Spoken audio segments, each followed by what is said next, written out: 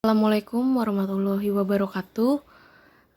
Pada kali ini kita akan memulai pelajaran PDTM, yaitu pekerjaan dasar teknik mesin, di mana pekerjaan dasar teknik mesin diawali dengan pengertian dari K3. Jadi pada materi kali ini di minggu pertama kita akan membahas K3. Jadi K3 itu apa sih? Pasti sebelumnya sudah ada yang pernah dengar soal K3. K3 itu adalah kesehatan keselamatan kerja. Jadi yang pertama itu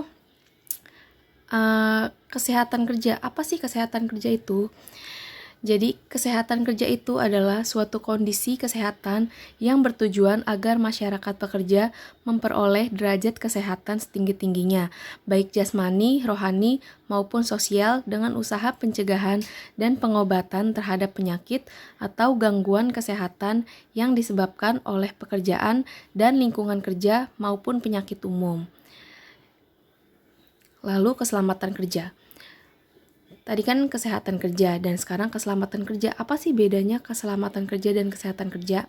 Kalau keselamatan kerja itu dapat diartikan sebagai keadaan terhindar dari bahaya selama melakukan pekerjaan. Dengan kata lain, keselamatan kerja merupakan salah satu faktor yang harus dilakukan selama bekerja. Unsur-unsur penunjang keselamatan kerja adalah sebagai berikut. Yang pertama, adanya unsur-unsur keamanan dan kesehatan kerja yang telah dijelaskan di atas. Yang kedua, adanya kesadaran dalam menjaga keamanan dan kesehatan kerja. Yang ketiga, teliti dalam bekerja. Yang keempat, melaksanakan prosedur kerja dengan memperhatikan keamanan dan kesehatan kerja. Nah, yang selanjutnya, keamanan kerja. Tadi kesehatan yang harus diperhatikan, yang pertama kesehatan, lalu keamanan kerja. Keamanan kerja adalah unsur-unsur penunjang yang mendukung terciptanya suasana kerja yang aman berupa material maupun non-material. Yaitu unsur-unsur penunjangnya yang material itu diantaranya yang pertama kita harus pakai baju kerja. Lalu pakai helm tuh yang biasa disebut dengan helm proyek, yang biasanya ada warna-warnanya, ada warna kuning, warna putih, dan lain sebagainya. Terus ada kacamata, sarung tangan, lalu sepatu. Nah, kalau unsur-unsur yang bersifat non-material, misalnya ada buku petunjuk penggunaan alat atau biasa kita sebut modul juga bisa. Lalu ada rambu-rambu dan isyarat bahaya yang biasa kita lihat-lihat ada di mall, itu ada rambu-rambu itu yang biasa ditempel, atau di kantor-kantor itu juga ada, misal kayak rambu tangga darurat dan lain sebagainya.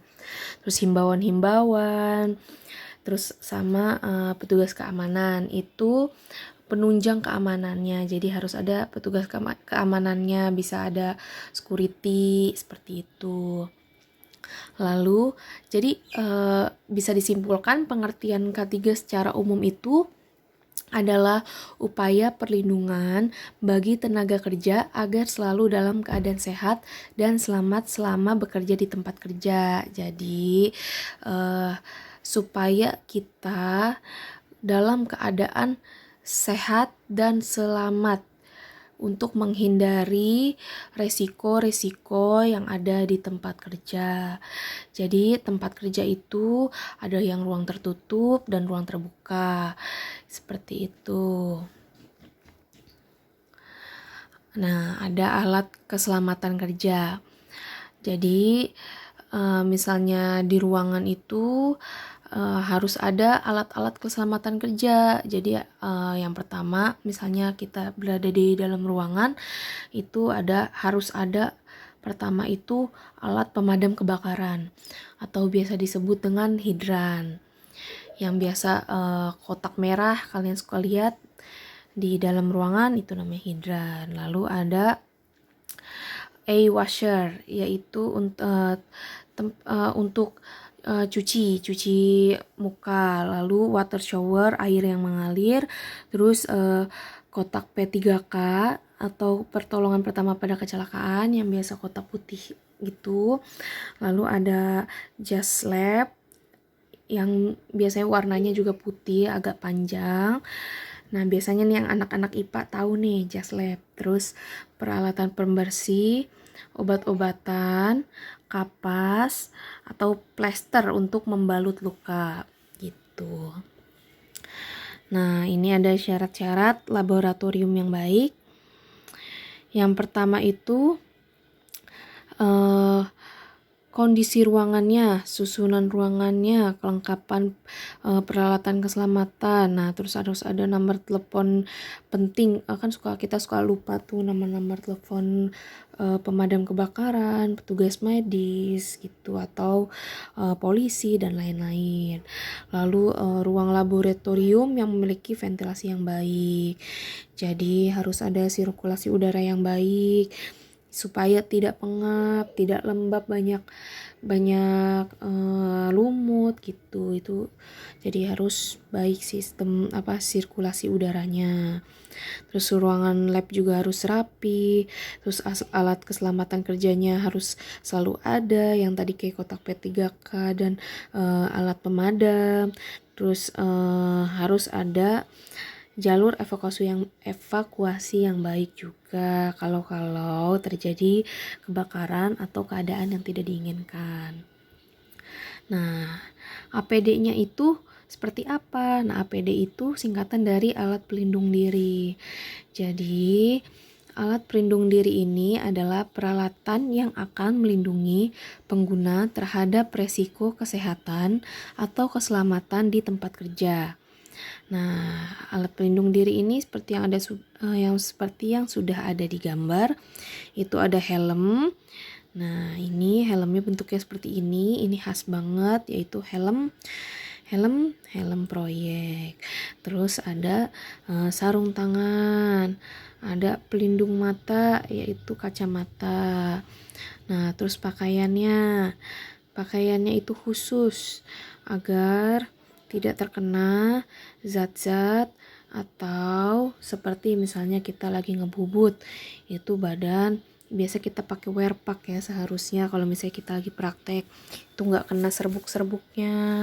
Kita lagi nge-fresh pakai mesin fresh itu nggak kena serbuk-serbuknya. Kalau kena serbuknya kan lumayan rasanya.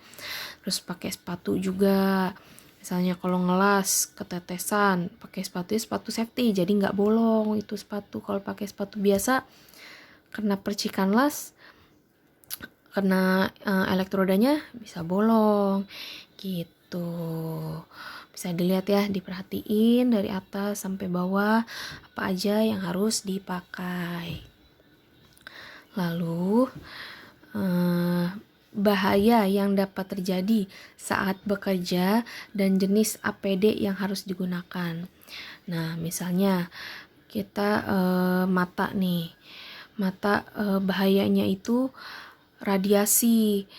Nah, radiasi itu berarti ada kimia atau percikan logam, debu, gas atau uap gitu. Nah, terus jadi yang harus dipakainya itu apa? Misalnya kalau untuk melindungi mata dari percikan logam, debu, gas atau uap atau proyektil, yaitu kita pakai kacamata ya. Itu ada yang namanya kacamata keselamatan, seperti misalnya kacamata beda-beda ya. Kita ada kacamata yang namanya kacamata untuk las. Itu menutupi seluruh muka. Jadi kacanya juga berwarna hitam legam. Jadi dilihatnya, jadi kalau misalnya kita lihat pakai kacamata itu, kalau kita ngelas itu baru kelihatan. Lalu ada kacamata bubut yang putih bening itu dipakai biar matanya nggak kena gitu percikan dari si logamnya tersebut gitu. Nah, lalu ada dampaknya gitu. Kalau misalnya kita nggak pakai pelindung mata kita akan kena resikonya. Itu banyak banget kakak kelas kalian yang lalai akan itu kacamata. Jadi ngebubut aja nggak pakai kacamata. Akibatnya matanya kena serbuk bubut, cikan logamnya. Nah, itu bahaya, bisa buta matanya. Gitu. Nah, lalu di kepala, misalnya kepala itu bahayanya itu kalau kita nggak pakai helm proyek, bahayanya itu kita nanti kejatuhan misalnya kita lagi di proyek bangunan, ada batu bata yang jatuh, kalau kita nggak pakai helm itu langsung kena kepala kita, jatuh. Nah, terus atau enggak kita misalnya lagi pakai mesin freeze. Nah, kalau misalnya kita nggak hati-hati, pala kita nyenggol apa kena mesin freeze, itu lumayan juga rasanya gitu. Atau buat yang cewek nih, misalnya rambut kena angin terbang, nah itu nanti terbelit juga, bahaya kalau nggak pakai helm. Jadi seharusnya itu pakai helm gitu. Nah, di sini juga ada pilihan topi. Cuman sebaiknya kalau kita di pemesinan biasanya pakai helm. Helmnya gimana tuh? Seperti yang ada pada gambarnya, itu helm proyek. Nah, di sini juga ada nih contoh kacamata pada mesin las ya. Seperti ini nih. Nah, ini yang di kanan ini. Jadi dia menutupi seluruh muka, yang bolong hanya di bagian mata, itu ada kacanya warnanya hitam. Nah, syarat-syaratnya nih, helmnya harus seperti apa? Boleh nggak Bu pakai helm Gojek? Nah, itu beda peruntukannya. Jadi yang harus dipakai itu helmnya itu yang tahan benturan, terus meredam kejutan. Maksudnya itu kejutan apa? Kejutan listrik gitu, dan anti air dan tidak mudah terbakar. Seperti itu. Jadi jenis helm juga ada jenis-jenis helm proyek. Yang pertama ada kelas-kelasnya nih. Yang kelas A itu helmnya untuk keperluan umum, jadi reguler aja, itu bisa dipakai di mana aja, cuman pasti bahannya standar biasa saja. Nah, yang B digunakan pada lingkungan kerja listrik, seperti itu lebih tahan kejutan. Nah, yang C helm melindungi dari panas, yang biasa dipakai di proyek-proyek tuh. Kalau di lapangan, kita kerja lapangan atau kerja di tempat yang bersuhu tinggi. Nah, yang keempat, yang kelas D adalah helm dengan daya tahan yang kecil terhadap api gitu. Jadi daya tahannya lebih bagus. Jadi misalnya ada ada yang panas gitu, dia seperti helm pemadam ya, itu dia misalnya kena api, dia itu lebih tahan lama dibanding helm yang biasa, seperti itu. Nah, lalu pernafasan, bahayanya apa sih kalau misalnya pernafasan kita tidak dilindungi? Ada bahaya dari debu. Nah, debu yang banyak atau uap atau gas gitu. Ada juga misalnya kita kerja di luar angkasa, itu bisa kekurangan oksigen atau atmosfer. Pilihannya kita bisa pakai disposable filtering face atau respirator. Nah, lalu ada juga face respirator. Nah, tuh ada contoh-contohnya ya. Seperti itu untuk menahan dari debu, uap atau gas. Ya, biasa kita kenal sekarang lagi zamannya corona, kita pakai masker gitu. Tapi maskernya yang khusus ada. Nah, lalu nih bisa kalian baca catatannya seperti apa, jenisnya. Lalu ada banyak juga nih jenisnya gitu. Ada banyak masker, banyak sekali macam-macamnya. Nanti kalian bisa cari-cari tahu sendiri. Seperti itu masker yang harus digunakan dalam berbagai macam sektor pekerjaan. Lalu tubuh kita, kenapa kok harus dilindungi? Kenapa kok harus pakai wear pack?